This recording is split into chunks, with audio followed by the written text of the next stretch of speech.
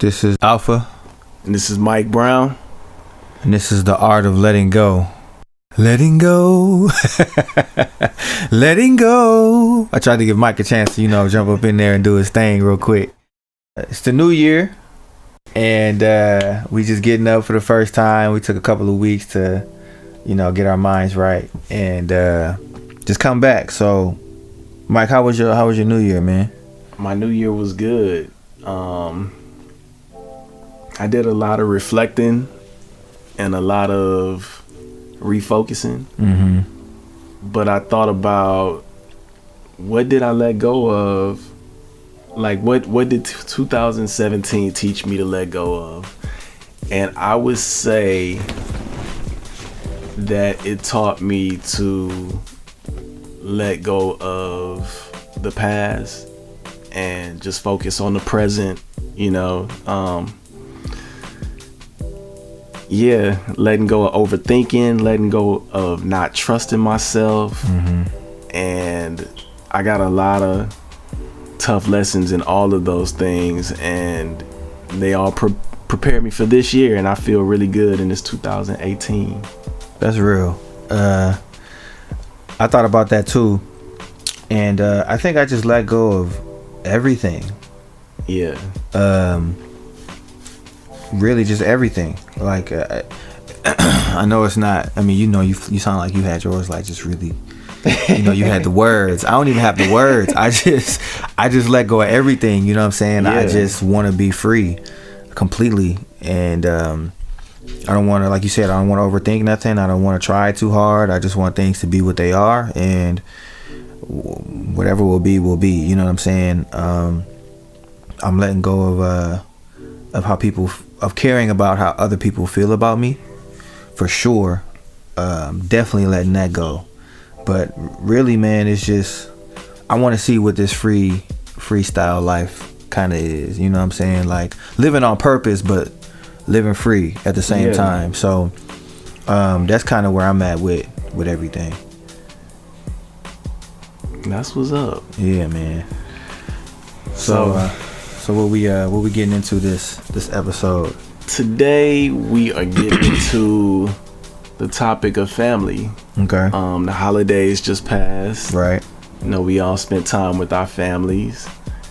And one thing that I had to let go of with my family, because I hadn't been home for Christmas in maybe like 4 years, but I had to let go of my perception of who I thought my family was, the way I saw them years ago as to how they are now, because I've grown so much in my life that I had to be open to their growth. And it was really cool to recognize my family's growth, individually and overall.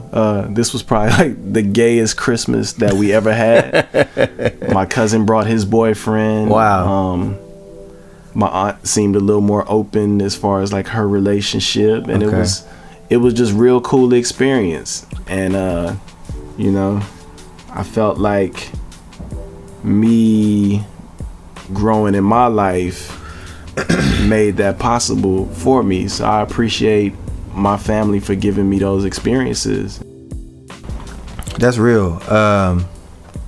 That's real. We hadn't talked about that. That's what's up. Yeah. For me, family, man. Family is a weird conversation for me to have, because for the most part, I feel like I grew up alone.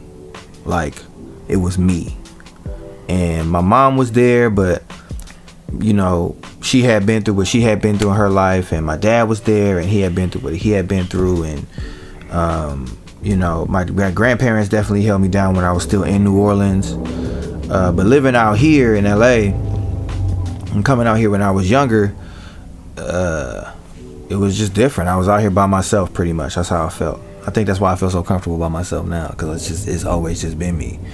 But I definitely want to let go of feeling like I have to be something for my family to approve of me.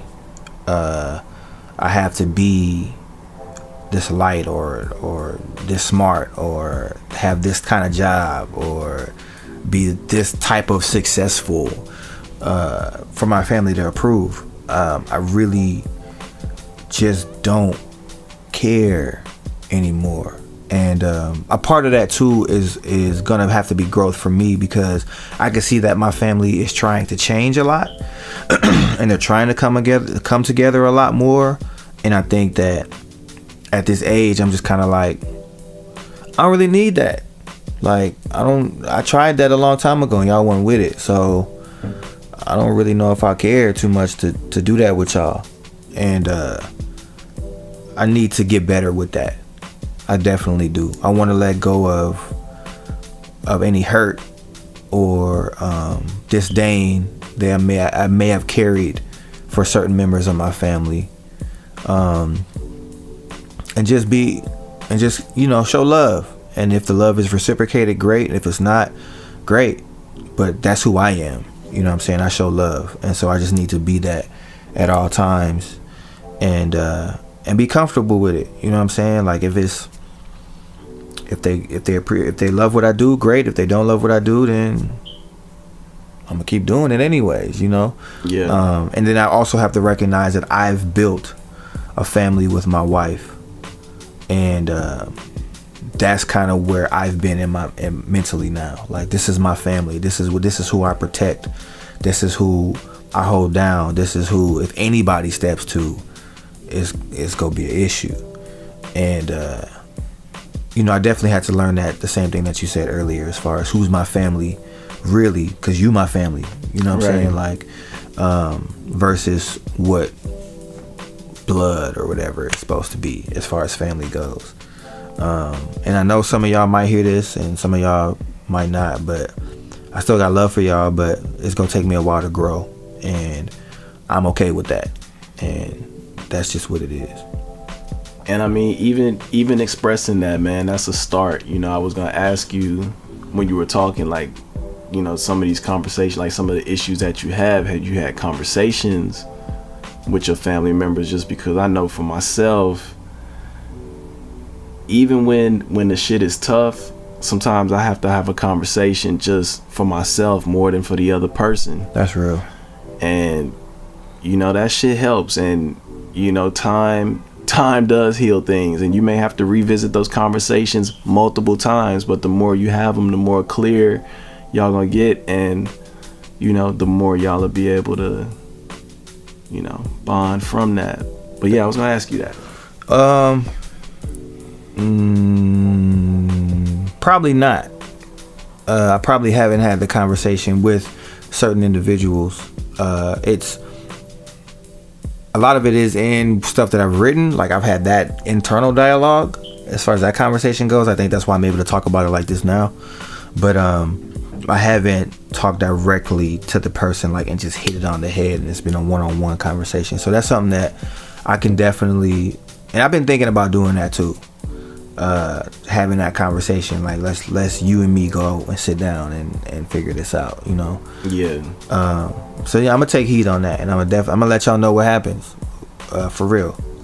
I'm gonna do it by the end of February. That's real. You know what I'm saying? I ain't ready to do it today.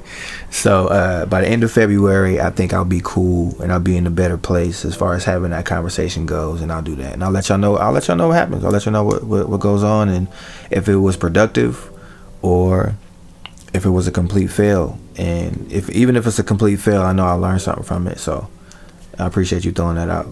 And man, even like just understanding, like, as you growing, everybody not growing at the same pace that you growing at. Yeah. So sometimes you have to leave people, like, respectfully leave people where they are. And I'm not saying like leave people hanging, but sometimes you just can't feed into people's bullshit, especially when it's negative. Like, you just can't feed into the bullshit, and you got to keep it moving because you on a mission. Right. So sometimes you gotta leave those, cousins, siblings, parents, whoever it may be. You may have to leave them where they are, and be there for them, support them. And when they come around, you could come around, but sometimes you got to leave people where they at. That's real. I agree with that 100%.